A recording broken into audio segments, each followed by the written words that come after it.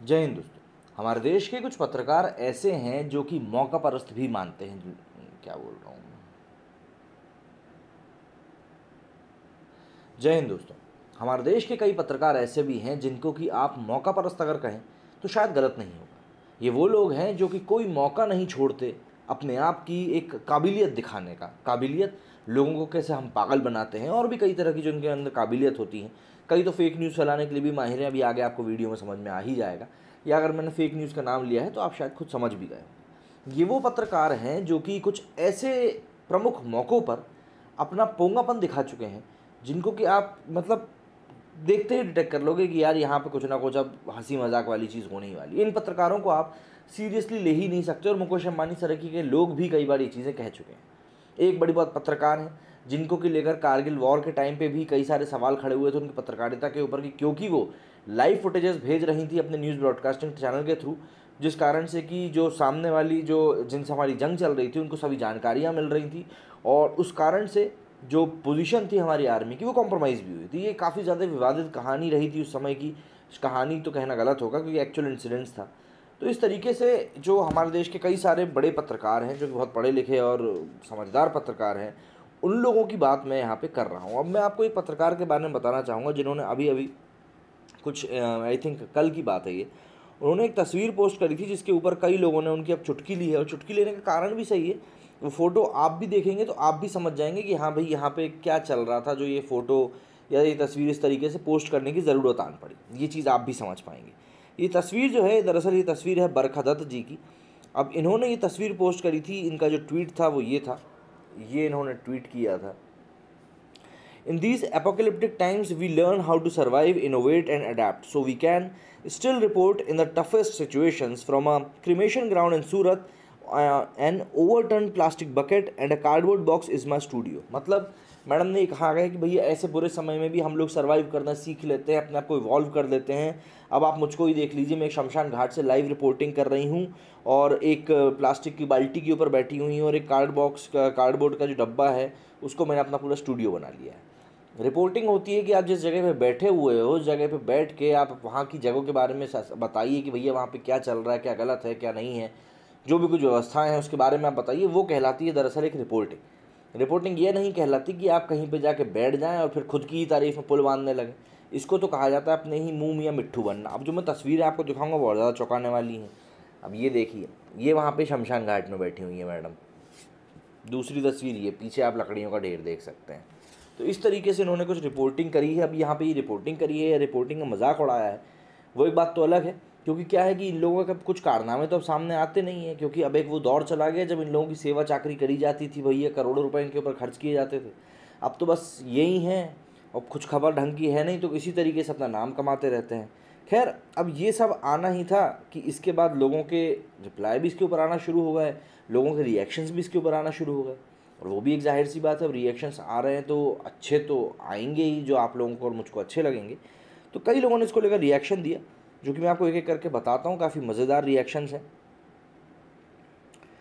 माधुरी कृष्णा लिखती हैं, will never forget Madhu Krishna लिखती हैं, विल नेवर फॉरगिव और forget Barkha Dutt for having endangered the lives of soldiers of the Ghatak platoon of the 18 Grenadiers. I wouldn't be surprised if she sent signal across.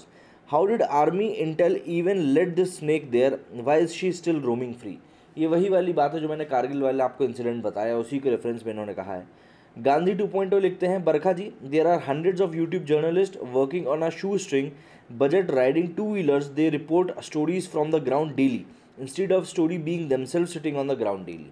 मतलब खुद की तारीफ करते नहीं फिरते हैं वो लोग, बल्कि बताते हैं कि रियलिटी में चल क्या रहा है। राहुल गांधी ने एक्चुअली यहाँ पे पोस्ट किया था, उसको लेकर भी कई लोगों ने पोस्ट किया। ये राहुल गांधी जो है वो हो गए, क्या बोलते हैं, कोविड पॉजिटिव हो गए हैं। तो इसको लेकर जो बताते हैं एक और आई पोस्ट कन्वर्सेशन लिखते हैं, journalist like Barkha Dutt are like vultures, they don't even spare the deads, क्योंकि यहाँ शमशान से बैठ के कर रहे हैं। दैट कश्मीरी गाय लिखते हैं, after Rahul Gandhi tested positive, Rajdeep Sardesai, Ravish Kumar, Abhisar Sharma, Barkha Dutt, Arfa etc. are tensed and asking if corona spreads by licking someone's shoes as well। मतलब क्या किसी के जूते चाटने से भी कोरोना फैलता है। ये एक और भाई साहब ये लिखते हैं, let me tell you a joke during this pandemic, Barkha Dutt को ही मजाक बना दिया। देसी औजी लिखते हैं Barkha Dutt a national asset. इन्होंने ये क्यों कहा है, क्योंकि बरखा दत्त ने जो ट्वीट किया था ना, उसी ट्वीट के रिस्पॉन्स में निरुपमा जी ने लिखा था be safe Barkha, you are a national asset. मतलब यहाँ पे बरखा जी को नेशनल एसेट बताया गया था। गजब, ऐसा ना हो मोदी जी इनको भी बेचने की बात करने लगे। उनमें बरखा भी लाइक प्योर बैकग्राउंड आना चाहिए, ये लिखती हैं बरखा पूरा बैकग्राउंड आना चाहिए, लकड़ी लाश सब पूरा शमशान। She literally sat in the middle of the shamshan for photography. Anyways what can we expect from the person who made her career on Kashmiris blood.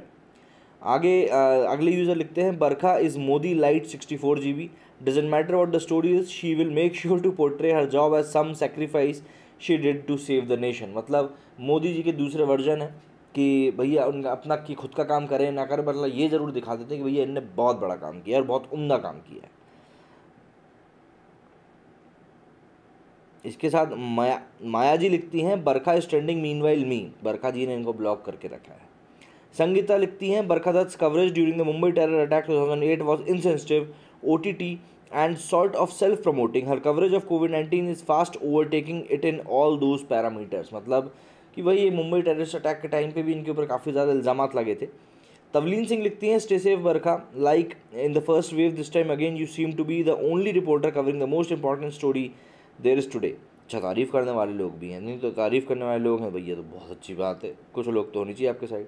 Saurabh Sarkar लिखते हैं Barkha Dutt is the real pandemic guys. मतलब यहाँ पे बरखा दत्त जो है कोविड से ही बड़ी वाली पेंडेमिक है। विशाल लिखते हैं Barkha Dutt reporting from Barkha Dutt Times, a subsidiary of the Times of Barkha Dutt, produced by Barkha Dutt Media Inc. Barkha Dutt is the spirit animal of all those opportunistic privileged elite Indians who make their careers by profiting of the misery and helplessness of poor and marginalized groups। मतलब बरखा दत्त उन लोगों में से आती हैं जो कि भैया दूसरों के दुखों के ऊपर, दूसरों की परेशानियों के ऊपर अपना पूरा करियर बनाते हैं।